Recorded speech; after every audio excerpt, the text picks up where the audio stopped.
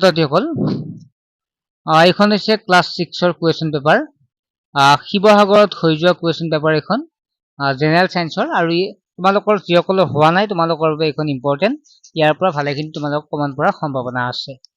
সময় থাকে 2 ঘণ্টা আৰু ফুল মাৰ্কস থাকে 50 নম্বৰ ছাত্ৰছাত্ৰীসকল তাৰ আগতে অৱগত কৰিব বিচাৰো তোমালোকে যদি এটা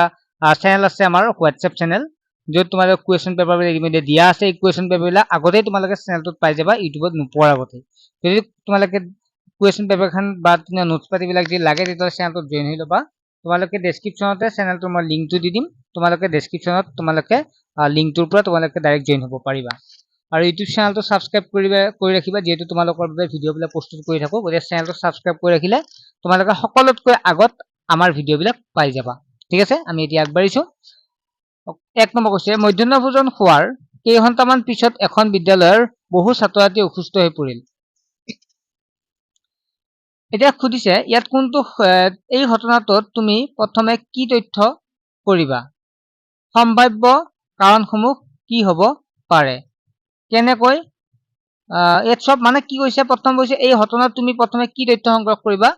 প্ৰথমে তোমালোক সংগ্ৰহ কৰিবলৈ কিমানজন ছাত্ৰ-ছাত্ৰী অসুস্থ হৈছে আৰু কি খাইছিল সেই তথ্য ল'ব লাগিব ঠিক আছে এটো প্ৰথম তোমাৰ 1 নম্বৰটো কবা এনসাৰ লিখিবা যে কিমানজন ছাত্ৰ-ছাত্ৰী অসুস্থ হৈছে আৰু কি খাইছিল সেই তথ্য ল'ব লাগিব সম্ভাব্য কাৰণসমূহ কি হ'ব পাৰে ইয়াৰ কাৰণ হ'ব পাৰে যে ইয়া খাদ্যত থকা ব্যাকটেৰিয়া বা দূষিত পদাৰ্থ হ'ব পাৰে যে খাদ্যত ব্যাকটেৰিয়া বা দূষিত পদাৰ্থ থকাৰ কাৰণে এনেকুৱা হ'ব পাৰে বুলি তোমালোকে লিখিবা 1 নম্বৰটো হ'ল 2 নম্বৰটো হ'ল 3 কেনেকৈ প্ৰমাণ সংগ্ৰহ কৰিবা কি কৰিবা তোমালোক সংগ্ৰহ কেনেকৈ কৰিবা ইয়াত কৈছে কেনেকৈ প্ৰমাণ সংগ্ৰহ কৰিবা যে ইয়াৰ কি কোনটো খোৱাৰ ফলত হৈছে আমি সেইটো আমি লক্ষ্য কৰিম ঠিক আছে আমি কেনেকৈ কি খাই হৈছিল সেই কথাটো আমি লক্ষ্য কৰিব লাগিব ভৱিষ্যতে এনে ঘটনা প্ৰতিৰোধ কৰিবলৈ কি অৱস্থা ল'ব লাগিব যে যিকোনো বস্তু খাওঁতে বা তাৰ এক্সপায়াৰি ডেটটো চাব লাগিব তেনেকুৱাকে লিখিবা আৰু 2 নম্বৰ এজন সাইকেল মিস্ত্ৰীয়ে দেখিলে যে সাইকেলৰ চকাত বায়ু নাই তেন্তে টিউবটো উলিয়াই পানীত ডুবালে কিছুমান ঠাই বুৰবুৰণি ওলাই থকা দেখিলে মিস্ত্ৰীজনে প্ৰথমে কি অনুমান কৰিছিল মিস্ত্ৰীজনে অনুমান কৰিছিল যে টিউবটোত ফুটা আছে যে ফুটা থকাৰ কাৰণে হ'ব পাৰে গতে মিস্ত্ৰীজনে অনুমান কৰিছিল যে টিউবটোত কি আছে ফুটা আছে হল নেক্সট প্ৰশ্নটো আহা আমাৰ নেক্সট প্ৰশ্নটো কি দিয়া আছে পানীত বুৰবুৰণি ওলোৱাতে কি প্ৰমাণ কৰে যে বুৰবুৰণি ওলোৱা মানে ভিতৰৰ পৰা বায়ু বাহিৰলৈ ওলাই আহিছে ঠিক আছে এই ঘটনাৰ বিজ্ঞানসন্মত পদ্ধতি কোন কেইটা পৰ্যায়ত জড়িত হৈছে বায়ু ওলোৱা সময়ৰ লগত জড়িত হৈ আছে ঠিক আছে বুৰবুৰণি ওলালে আমি কি হয় কোনো ইয়াৰ পৰা বায়ু ওলাই গৈছে 3 নম্বৰ তলৰ তথ্যসমূহ লক্ষ্য কৰি উদ্ভিদৰ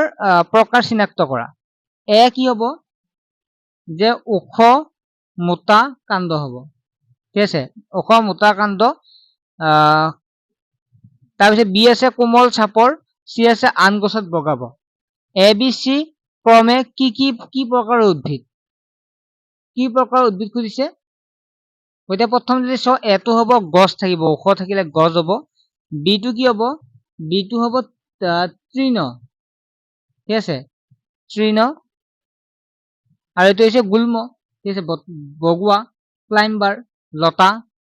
সিটো হৈছে লতা জাতীয় উদ্ভিদ লতা জাতীয় উদ্ভিদবিলাক বগাই নগয় বগাই গতিকে এইটো হ'ব ইয়াৰ এনসাৰ তুমি দেখিলা যে কলপাতৰ সমান্তৰাল শিৰা বিন্যাস আৰু আমপাতত জল শিৰা বিন্যাস আছে কোনটো একবীজৱৰ্তী কোনটো দ্বিবীজৱৰ্তী দুইটা শিপাৰ এক অনুমান কৰা একবীজৱৰ্তীটো হৈছে কলপাত ঠিক আছে আমপাত হৈছে জাল শিৰা বিন্যাস বা দ্বিবীজৱৰ্তী এখন গাঁৱৰ পুখুৰীত মাছ বেং মেটেকা পুনি আৰু উদ্ভিদ আৰু বিভিন্ন পোক পৰুৱাৰ বাস কৰে কিছুদিনৰ পিছত মানুহে পুখুৰীত আৱৰ্জনা পেলাবলৈ আৰম্ভ কৰিছে ফলত পানী দূষিত আৰু মাছৰ সংখ্যা কমি গ'ল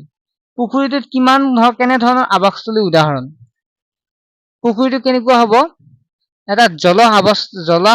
বাসস্থানৰ উদাহৰণ হ'ব পাৰে জল বাসস্থানৰ উদাহৰণ চাই ল'বা তোমাৰ বাকিখিনি চাই ল'বা যে এখন গাঁৱত এজন কৃষকে এবাৰ মিলেট খেতি কৰাৰ সিদ্ধান্ত ল'লে গাঁওবাসীয়ে ক'লে যে ধানে ভাল হ'ব কৃষকজনৰ সিদ্ধান্তক তুমি সমৰ্থন কৰিবানে সুধিছে কৃষকজনক তুমি সমৰ্থন কৰিবানে যে কি হয় ধান খেতিয়ে হ'ব তাত, যিহেতু কি হৈছে কৃষকজনৰ সিদ্ধান্ত ক্ষমতা ক'ব যে গাঁৱৰ কৃষকে মিলেট খেতি কৰাৰ সিদ্ধান্ত ল'লে, যে গাঁওবাসীয়ে ধান খেতিহে গাঁওবাসীয়ে ক'লে যে ধান খেতিহে ভাল হয়, গতিকে কৃষকজনক সমৰ্থন কৰিবনে? কৃষকজনক সমৰ্থন কৰিব নোৱাৰে, কাৰণ মাটিৰ উপলক্ষে খেতিবিলাক হয়। নেক্সট তোমালোকে চোৱাইলে পঢ়িছে, তোমালোকে 7 নম্বৰটো এনেকুৱা দিয়া আছে, কোন শক্তিৰ প্ৰধান উৎস, ইয়াত কি লিখিবা? শক্তিৰ প্ৰধান উৎস হৈছে কাৰ্বহাইড্ৰেট, ঠিক আছে। তাৰপিছত কোন খাদ্য শৰীৰ গঠনৰ অতি উপযোগী, এইটো হৈছে প্ৰটিন থকা খাদ্য, ঠিক আছে, প্ৰটিন হ'ব।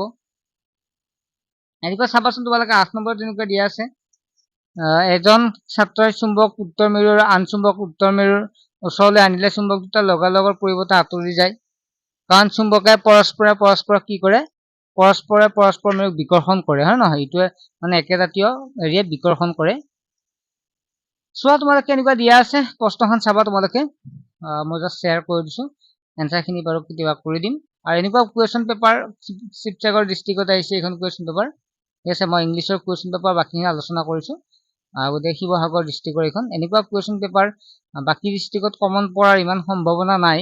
মোৰ বোধেৰে, আৰু বাকী ডিষ্ট্ৰিক্টত এনেকুৱা কুৱেশ্যন পেপাৰ অহাটো সম্ভাৱনা অতি কম। হ'লেও যিহেতু মই তোমালোকক পালো কুৱেশ্যন পেপাৰখন, সেইকাৰণে শ্বেয়াৰ কৰি দিলো। তোমালোকে এইখনৰ পৰা কিছু আহিব পাৰে, কিন্তু ইয়াৰ পৰা বহুতো কমন নপৰে, ঠিক আছে, কিয়নো কুৱেশ্যন পেপাৰ অলপ ইউনিক হয় এইখন বাকীবিলাক ডিষ্ট্ৰিক্টৰ দৰে, ঠিক আছে। নেক্সট এটা ভিডিঅ'ত লগ পাম, চেনেলটো ছাবস্ক্ৰাইব কৰি ৰাখিবা।